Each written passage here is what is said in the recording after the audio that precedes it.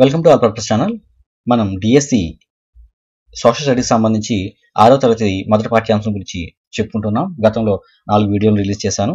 ఇది కూడా ఆ సిరీస్లో ఒక వీడియో. ఈ వీడియోని పూర్తిగా చూడండి, గత వీడియోని కూడా చూడండి. ఆల్ పర్పస్ ఛానల్ని ఫాలో అవ్వండి. గత వీడియోలో మనం తోకచుక్కల గురించి చెప్పుకుంటూ ఆపుకున్నాం. తోకచుక్క అంటే తల, తోకతో కనిపించేటువంటి ఒక ఖగోళ వస్తువు అని చెప్పుకున్నాం. ఈ తోకచుక్కల తల భాగం మంచుతో కలిసి ఉండే ఘనకణాలతో ఏర్పడుతుందని చెప్పుకున్నాం. తోక భాగము వాయువులతో ఏర్పడుతుంది అని చెప్పుకున్నాం. తోకచుక్కకు సంబంధించి మనకి ప్రతి 76 సంవత్సరాలకు కనిపించేటువంటి ఒక తోకచుక్క పేరు హెలి అని చెప్పుకున్నాం. ఇది చివరిగా మనకి 1986లో కనిపించింది.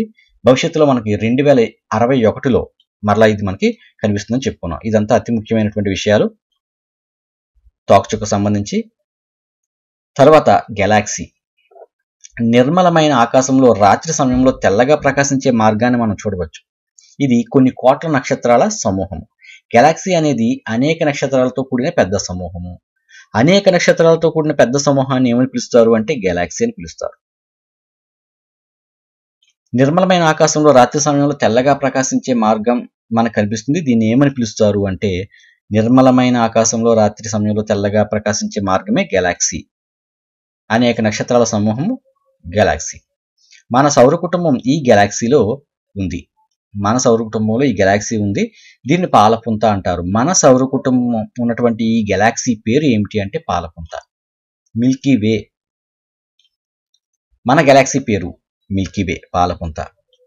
ప్రాచీన భారతదేశంలో దీనిని ఆకాశంలో ప్రవహిస్తున్న కాంతి నదిగా భావించేవారు. కాంతి నది.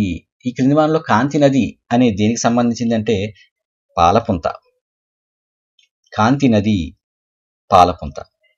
పాలపుంతను మన ప్రాచీన కాలంలో ఈ క్రింది ఏ పేరుతో పిలిచేవారు అంటే ఆకాశంలో ప్రవహిస్తున్న కాంతి నది. అందువల్ల దీన్ని ఆకాశగంగా అని కూడా పిలుస్తారు. గెలాక్సీ గురించి చెప్పుకున్నాం. కాంతి నది. మన గెలాక్సీ పేరు పాలపుంత.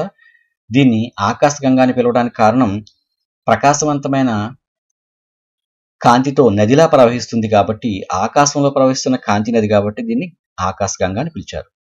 ఇక విశ్వం. విశ్వం అనేది కొన్ని కోట్ల గెలాక్సీల సమూహం. మన గెలాక్సీ పాలపుంత లాంటి ఎన్నో కోట్ల గెలాక్సీలు కలిసి ఉన్నదాన్ని మనం విశ్వం అని పిలుస్తున్నాం. విశ్వం ఎంత పెద్దదో ఊహించడం అత్యంత కష్టమైన విషయం. దాని గురించి మరింత తెలుసుకోవడానికి శాస్త్రవేత్తలు ఇంకా ప్రయత్నం చేస్తున్నారు. దాని పరిమాణం గురించి మనకు ఖచ్చితంగా తెలియదు. కానీ మనమందరం ఈ విశ్వానికి చెందిన వారమని తెలుసుకోవాలి. ఈ పాఠ్యాంశానికి సంబంధించి కొన్ని ముఖ్య అంశాలు ఇక్కడ ఇవ్వడం జరిగింది. చూడండి. గెలాక్సీ కోట్లాది నక్షత్రాల సమూహము. గ్రహ శకలాలు ఎక్కడ ఉంటాయంటే గ్రహ శకలాలు అంగారకుడు, బృహస్పతి గ్రహాల యొక్క కక్ష్యల మధ్య ఈ గ్రహ శకలాలు ఉంటాయి. ఇవి గ్రహం యొక్క శిథిలాలు. ఒక గ్రహం శిథిలమైపోవడం కారణంగా ఈ గ్రహ శకలాలు ఏర్పడ్డాయి. ఉల్కలు అని వేటిని అంటారంటే సూర్యుని చుట్టూ తిరిగే చిన్న చిన్న రాళ్ళు. ఇవి భూమిపైకి వస్తూ మండిపోతాయి. కొన్ని పూర్తిగా మండకుండా భూమిపై పడి పెద్ద పెద్ద గుంతలను ఏర్పాటు చేస్తాయి. ఉపగ్రహాలు. గ్రహాల చుట్టూ తిరిగే ఖగోళ వస్తువులు ఉపగ్రహాలు. వీటిలో కృత్రిమ ఉపగ్రహాలు, సహజ ఉపగ్రహాలు ఉంటాయి. కృత్రిమ ఉపగ్రహాలు అంటే మానవుడు తయారు చేసి పంపించినవి. సహజ ఉపగ్రహం అంటే ఆ గ్రహం చుట్టూ తిరిగేవి. చంద్రుడు ఒక మంచి ఉదాహరణ. కక్ష్య అంటే ఏంటంటే సూర్యుని చుట్టూ గ్రహాలు తిరిగే మార్గాన్ని కక్ష్య అంటారు. జియోయిడ్. భూమి వంటి ఆకారం. జియోయిడ్ అంటే రెండు వైపులా కొద్దిగా సమతలంగా ఉండి మధ్యలో ఉబ్బెత్తుగా ఉండే ఆకారము జియోయిడ్. శిలావరణం. రాళ్ళు, నేలతో కూడినటువంటి భూమి యొక్క ఘనబాహ్య పొరను శిలావరణం అంటారు.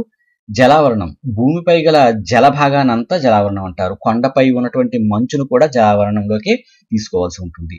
వాతావరణం. భూమిపై ఉన్నటువంటి వాయువుల యొక్క సమూహమే వాతావరణం. జీవావరణం. భూమిపై గల మొక్కలు, జంతువులు, ఇతర జీవరాశులన్నీ కూడా జీవావరణంలోకి వస్తాయి. బ్యాక్టీరియా, వైరస్, ఫంగే ఇవన్నీ కూడా జీవావరణంలోకి వస్తాయి. నక్షత్ర రాశులు. నక్షత్రాల సమూహాన్ని మనం నక్షత్ర రాశులు అని పిలుస్తాం. దీనితో 6వ తరగతి మొదటి పాఠ్యాంశం పూర్తయింది. తర్వాత వీడియోలో 2వ పాఠ్యాంశం గురించి చూద్దాం.